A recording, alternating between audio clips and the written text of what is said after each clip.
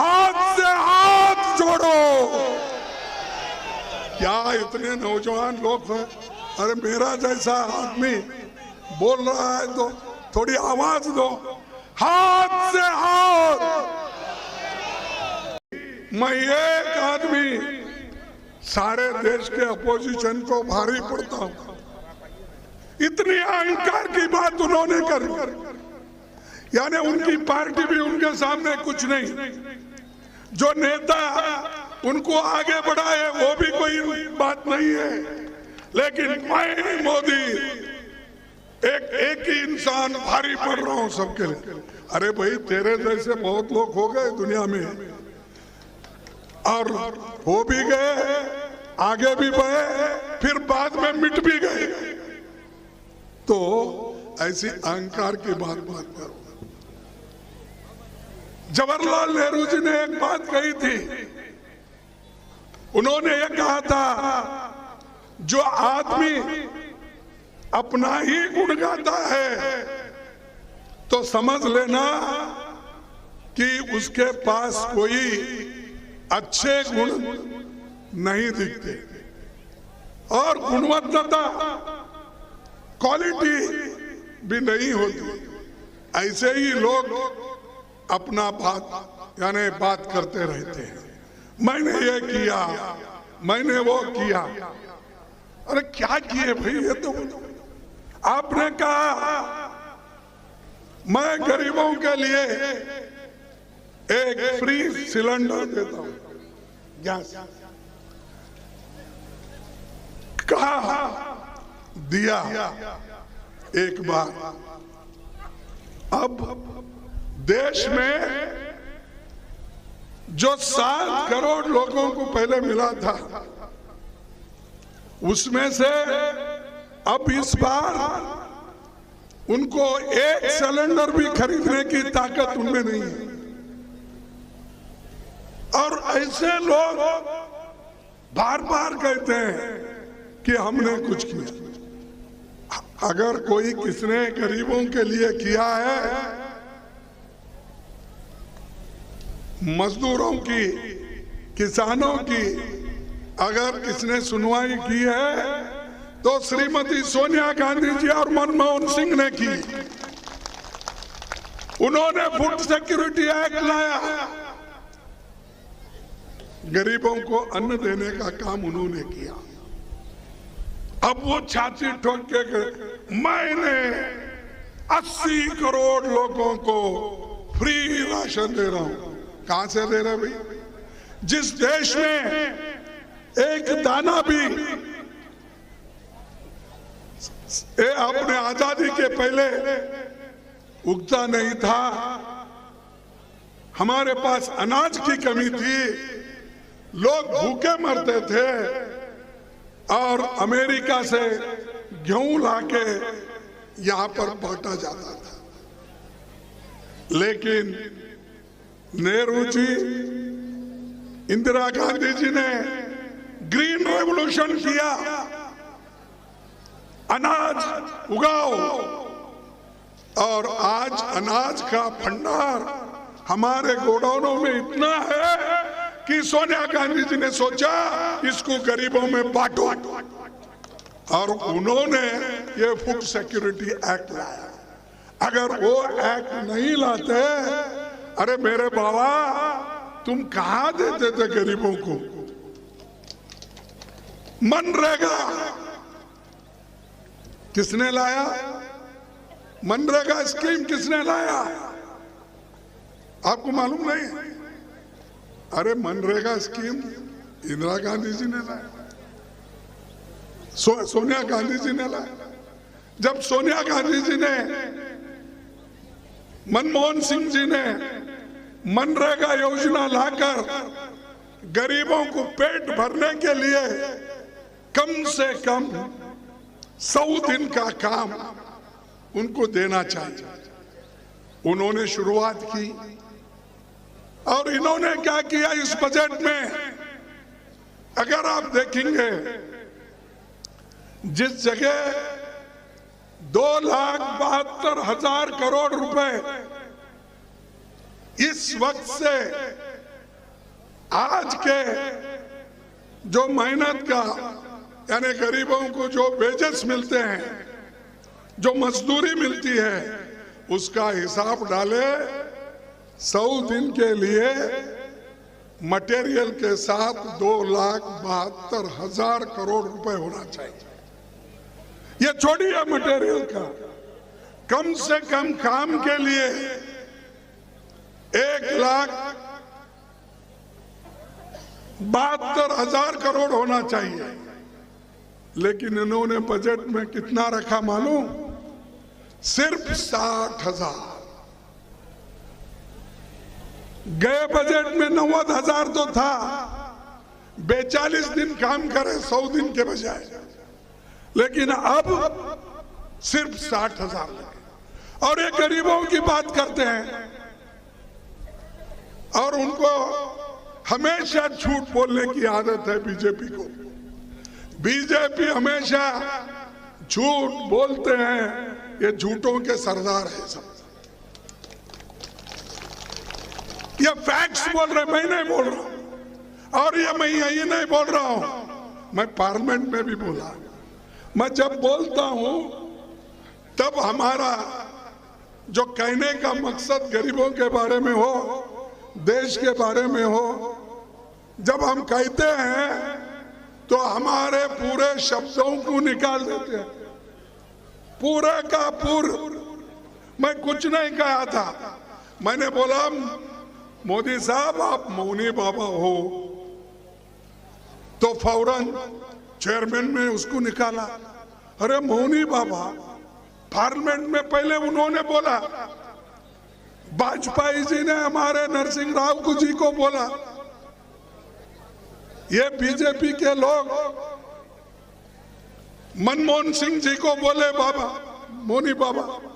अगर मैं मौनी बाबा राज्यसभा में कहता हूं तो वो निकाला जाता है। तो कहां है फ्रीडम ऑफ स्पीच? कहां है? अरे पार्लियामेंट में भी नहीं, पार्लियामेंट के बाहर भी नहीं। अगर कोई सच्चाई बोलता है, कोई सच्चाई लिखता है, कोई सच्चाई दिखाता है, तो उसको ये लोग जेल भेजते हैं। ऐसे सरकार होना चाहिए। और ये लोग क्या कोशिश कर रहे हैं मालूम आपको? मोदी जी और शाह जी तो तोड़फोड़ में बहुत मजबूत है, तोड़फोड़ सरकार बहुत बनाते हैं। कर्नाटक में बहुमत में थे अलायंस की गवर्नमेंट, उसको इन्होंने तोड़ा। महाराष्ट्र में आघाड़ी की सरकार थी, उसको उन्होंने तोड़ा। मणिपुर में हमारी मेजॉरिटी थी, उसको उन्होंने तोड़ा। गोवा में थी हमारी, नजदीक नजदीक थे, वो भी उन्होंने तोड़ा। हर जगह तोड़ फोड़ करना और तोड़ फोड़ करके सरकार बना लेना और ऊपर से कहना देखो हम प्रजातंत्र के लोग हैं और मैं प्रजातंत्र में विश्वास रखता हूं। ऐसे बड़ी बड़ी भाषण करते हैं। अरे बड़े बड़े भाषण करने वाले थोड़ा चलो, संविधान के तहत चलो, हम कहने से मत चलो। ये बाबा साहब अंबेडकर ने जो संविधान इस देश को दिया है, उसके तहत आप चलने का सीखो। वो सब छोड़ दिए, कहते हैं संविधान की बात, लेकिन करते हैं क्या? आरएसएस जो बोलता है, नागपुर से जो नोटिस निकलती है या ऑर्डर निकलता है, उनकी बात सुनते हैं। क्योंकि वो धर्म धर्म में झगड़ा लगाते हैं, जाति जाति में झगड़ा लगाते हैं। कभी भी देखो, कहीं भी जाओ, चुनाव नजदीक आते ही हिंदू मुसलमान, हिंदू मुसलमान, हिंदू मुसलमान। अरे क्या यही सब्जेक्ट है? क्या इसी से पेट भरने वाला है? अरे देश को किधर लेके जाना है, ये पहला देखो। हमने तो आजादी दिलाई, कांग्रेस ने आजादी के लिए लड़ाई लड़ी, लेकिन इनका कुछ भी नहीं है उसमें। इनका ना कोई हिस्सा लिया आजादी के लड़ाई में, इनकी पार्टी आई ना कोई प्रचार भी किया, फिर भी कहते हैं कि हम राष्ट्रवादी हैं, हम ही इस देश को बचा सकते हैं। 60 साल में कांग्रेस देश को डुबा दी। अरे अब झारखंड में कई इंस्टीट्यूशंस हैं, पब्लिक सेक्टर्स हैं, बड़े बड़े कारखाने हैं, ये सब मोदी के पीरियड में ही आए क्या? मेरे को बताना आप, मोदी के पीरियड जो हम करें वो भी कहने के लिए वो शर्माते हैं। IIT, IIM, AIIMS, engineering college, medical college, सड़क, अरे हमने तो सड़क एक लाइन की बनाई हुई, आप डबल लाइन उसी जमीन पे की है। कई 2 लाइन की हमारी जमीन थी तो 4 लाइन की, हमने इतना रोड बनाया। अरे रोड पहले किसने शुरू किया? जमीन किसने ली? एक लाइन किसने डाली? आज और एक मंत्र खोल रहे, क्या खोल रहे? वंदे भारत ट्रेन। अरे भाई वो लाइन कौन बिछाई? मोदी ने बिछाई। रेलवे की लाइन तुम्हारे जमाने में कितनी बिछाई? हजारों किलोमीटर, लाखों किलोमीटर हमने रेलवे की लाइन बिठाई। उसके ऊपर ये लोग एक नए नए नाम देके रेलगाड़ी छोड़ रहे हैं, और वो रेलगाड़ी छोड़ने के लिए मोदी जी खुद जाते हैं और वहां पर हरी झंडा दिखाकर ये वंदे भारत मैंने किया। अरे भाई नीचे का रेल का कौन किया? क्या इसके पहले रेल नहीं चलती थी? अगर कोई किसी का 60 स्पीड 70 स्पीड से ट्रेन जाता है तो आप 80 स्पीड किए होंगे, इसका मतलब आप ही किए। ऐसा झूठ, और ये झूठ बोलते बोलते जा रहे हैं। मुझे समझ में नहीं आ रहा क्यों लोग उनके झांसे में आ रहे हैं। ये एक ही नहीं, कोई भी चीज आप देखिए, जैसा कि ये बीजेपी सरकार कहती है कि आजादी उनको 2014 में ही आया, 1947 में उनको आजादी मालूम नहीं है क्योंकि वो लड़े नहीं, इसलिए वो उसका महत्व उनको मालूम नहीं।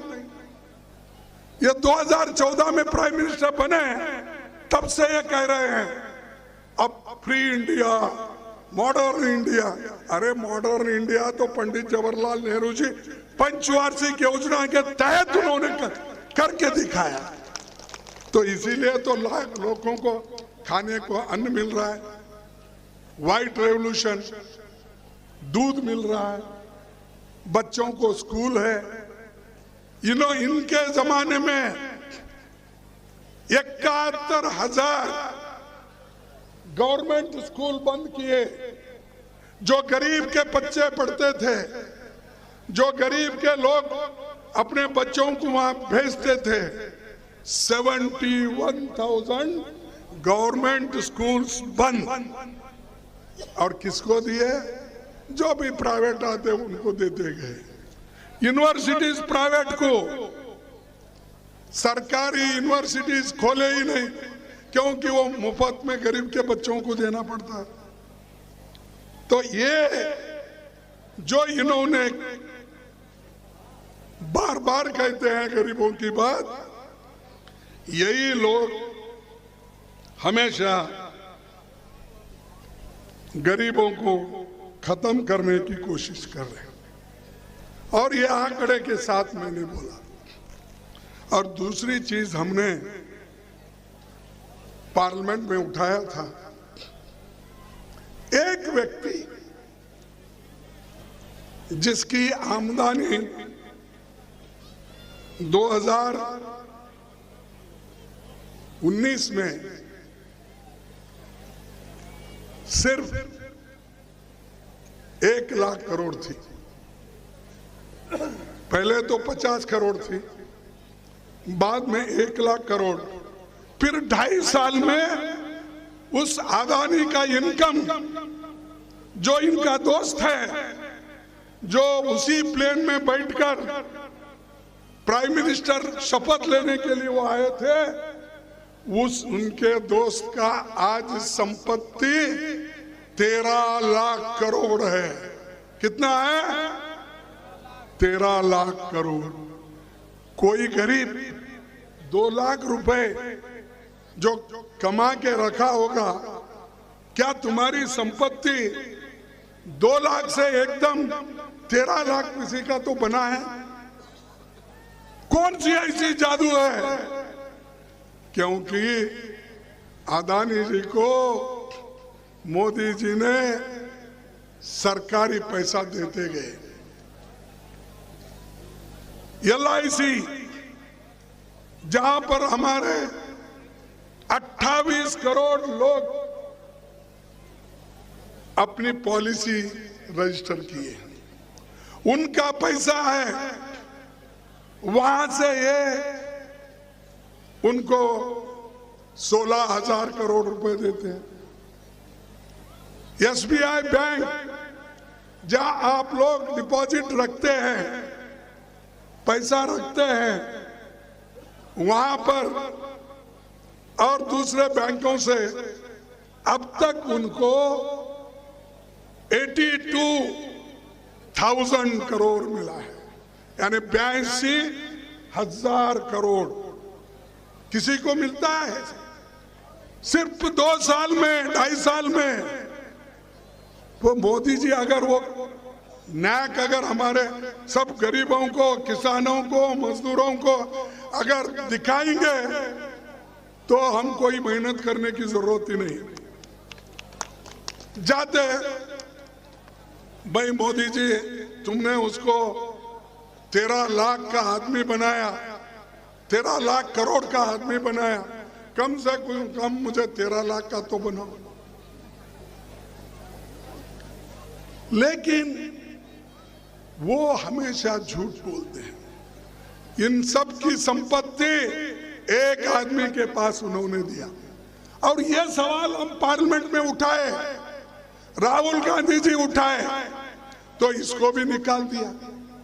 क्या गलती थी हमारी? टैक्स का केस लगाया, ऐसे लोगों को डरा के धमका के अपने तरफ लेती है। मैं समझता हूँ झारखंड में भी लिए होंगे, लेते हैं। लेने के बाद वो कहते हैं ये देखो कलंकित है। लेकिन मैंने कहा साहब वो कलंकित है तो आपके पास एक बहुत बड़ा वॉशिंग मशीन है। शाह और मोदी ने इतना बड़ा वॉशिंग मशीन खरीदा है, उस वॉशिंग मशीन में उस आदमी को अगर डाल दिए वो उज्जवल होके बाहर निकलता, सफेद होके निकलता। जो कलंकित आदमी होता है यहाँ पर, उनके वॉशिंग मशीन में डालते ही वो क्या निरमा क्या कौन सा कुछ है ना, वैसा उनको डालते ही सफेद हो जाता है। तो ये कैसा हुआ? क्योंकि उनको एक हुकूमत टिकाना है, कैसा भी हो उसको लाना है, तो उन्होंने वो काम किया। और वही काम वो यहां कर रहे हैं। यहां झारखंड में भी वो यही चाहते हैं कि यहां पर कि जो सरकार अच्छी चल रही है, मिलजुल के काम कर रहे हैं, झारखंड और कांग्रेस मिलके एक होकर किसानों के लिए, मजदूरों के लिए, गरीबों के लिए हमारे हेमंत जी काम कर रहे हैं और हमारे पार्टी के सभी मंत्री भी कर रहे हैं। हम सब एकजुट होकर काम कर रहे हैं। लेकिन ये शाह और मोदी जी को पचना नहीं, इसको कब गिराना, इसको कब खत्म करना और अपनी सरकार लाना, उधर देख रहे हैं। अरे भाइयों, कितना खाते हो, कितना खाते हो? कम से कम पच के वो खून तो होने दो आपको, वो भी नहीं। डेमोक्रेसी की बात करते हैं, जब लोग हमको चुने हैं, आप क्यों तोड़ रहे भाई? हर जगह तोड़ो फोड़ो।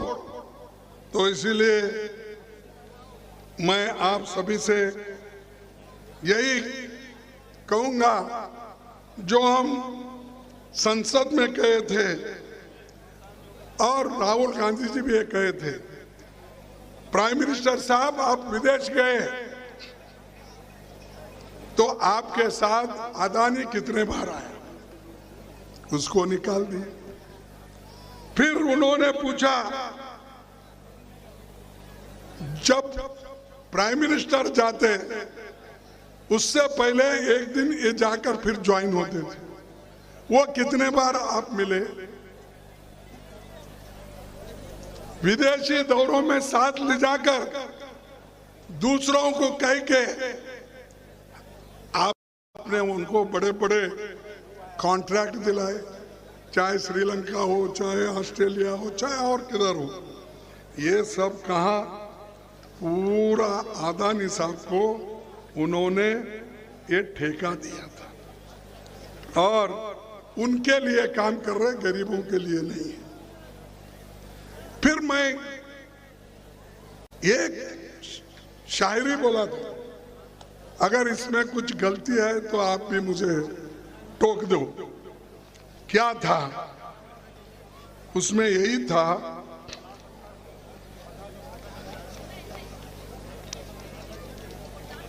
अरे इसमें था, कहाँ निकाले? हाँ, मैंने एक शायरी कहा था तो मोदी साहब के बारे में, तब वो शायरी भी हटा दिए मेरे स्पीच से। अरे ये तो शायर लिखा है, मैं नहीं, मैं कोट कर रहा हूं। जैसा वो भी दो तीन शायरी बोले छोटे मोटे, लेकिन वो नहीं निकाले। चेयरमैन साहब भी बोले, वो नहीं निकाले। ये मेरी शायरी क्यों निकाले, मुझे समझ में नहीं। शायद मैं कर्नाटक का हूं, मेरी हिंदी कमजोर हो सकती है, इसलिए उन्होंने समझा होगा कि ये ठीक नहीं, कर्नाटक का आदमी कैसा हिंदी बोल सकता है। मैं यही कहा था, फिर आपके सामने दोहराऊंगा। कहो, अगर आप चाहते हैं तो कहता। मोदी तो नहीं चाहते, कम से कम आप चाहते समझ के करो। नजर नहीं है, नजारों की बात करते हैं। नजर नहीं है, नजारों की बात करते हैं। जमी पे चांद सितारों की बात करते हैं। जमी पे चांद सितारों की बात करते हैं। वो हाथ जोड़कर बस्ती को लूटने वाले, वो हाथ जोड़कर बस्ती को लूटने वाले भरी सभा में सुधारों की बात करते हैं। भरी सभा में सुधारों की बात करते हैं। बड़ा हसीन है उनकी जुबान की जादू। भाषण बहुत करते ना अपनी जबान के लिए। बड़ा हसीन है उनकी जबान की जादू, लगा के आग बहारों की बात करते हैं। लगा के आग बहारों की बात करते हैं।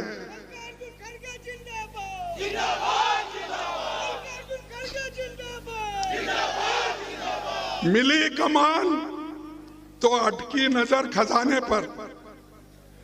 मिली कमान तो अटकी नजर खजाने पर। नदी सुखा के किनारों की बात करते हैं। वही गरीब बनाते हैं आम लोगों को। वही गरीब बनाते हैं आम लोगों को, इसलिए कि हमारा बैंक का पैसा लूटा जा रहा है, LIC का लूटा जा रहा है, हर चीज का पैसा अडानी के पास जा रहा है। इसीलिए वही गरीब बनाते हैं आम लोगों को। वही नसीब के मारों की बात करते हैं। वही गरीबों की बात वही लोग करते हैं। यही मैं कहा, इसमें बोलिए क्या गलत है। मैंने तो ये शायरी नहीं लिखी, ये तो हमारे पंडितों ने, हमारे जो कवियों ने उन्होंने लिखी थी, वो बात मैंने वहां कही, पूरा निकाल के 4 लफ्ज रख लिए, जो उनको ठीक लगता वो रखे, बाकी के आधा से ज्यादा काट दिए। तो ऐसी चीजें भी उनको पसंद नहीं है। ये तो बात ऐसी हो गई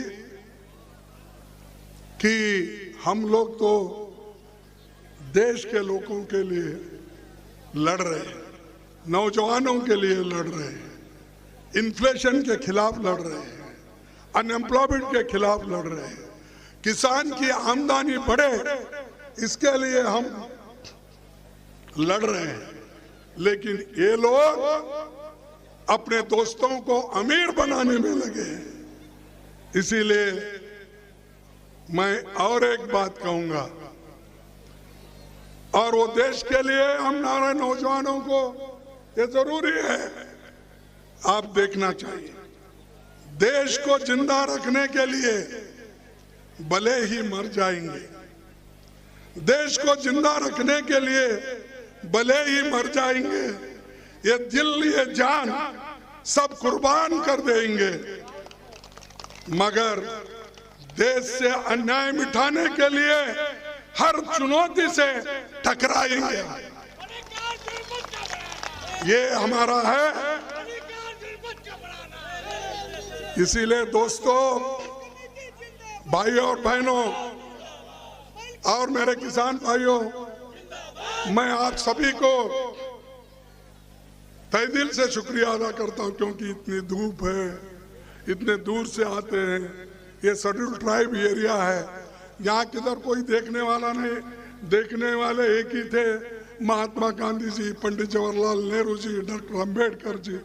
इन्होंने यहाँ पर लोकतंत्र को प्रस्थापित किया, और यहाँ के हमारे बहुत से जो देशभक्त थे, जिनका नाम अगर मैं पढ़ते जाऊं तो बहुत से नाम इस पे है, और आप सभी को मालूम है कि इस धरती के लिए कौन लड़े, कैसे कैसे लोग इसके लिए अपनी कुर्बानी दी, और खासकर ये जो झारखंड में जो गौरव का स्थान है और रोशनी का स्थान है, खनिज संपदा का स्थान है, और धरती आबा बिरसा मुंडा जी का, बाबा तिलक मांझी का, सिद्धो कानू का और टाना भगत का जैसे महान नायकों की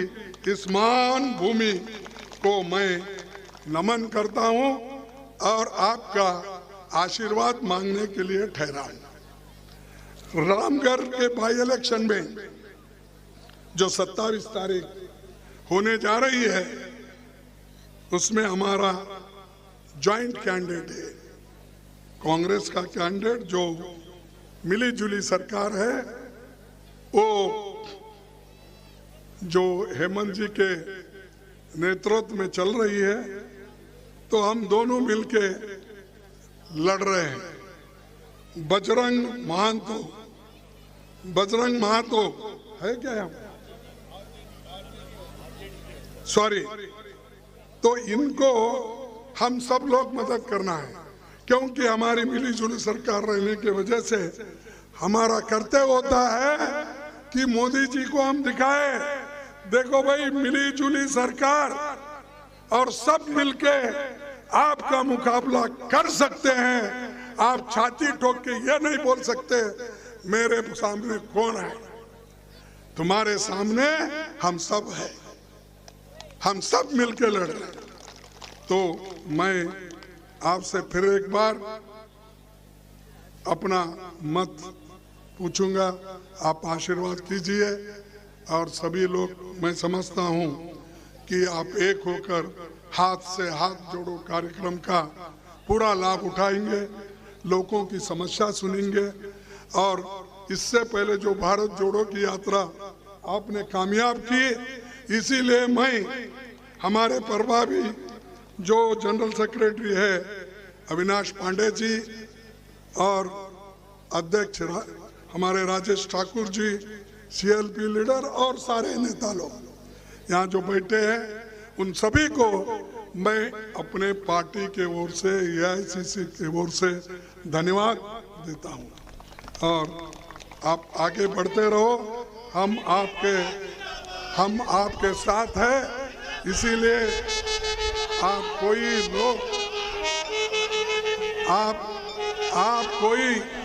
आप कोई चिंता करने की जरूरत नहीं है। मैं स्लोगन दूंगा, हाथ से हाथ जोड़ो का। आप बोलेंगे हाथ से हाथ जोड़ो, आप भी बोलेंगे हाथ से हाथ जोड़ो। क्या इतने नौजवान लोग हैं? अरे मेरा जैसा आदमी बोल रहा है तो थोड़ी आवाज दो, हाथ से हाथ। मैं एक आदमी सारे देश के अपोजिशन को भारी पड़ता हूं। इतनी अहंकार की बात उन्होंने करी, यानी उनकी पार्टी भी उनके सामने कुछ नहीं। जो नेता उनको आगे बढ़ाए वो भी कोई बात नहीं है। लेकिन मैं मोदी एक ही इंसान भारी पड़ रहा हूं सबके लिए। अरे भाई, तेरे जैसे बहुत लोग हो गए दुनिया में, और हो भी गए, आगे भी बढ़े, फिर बाद में मिट भी गए। तो ऐसी अहंकार की बात मत करो।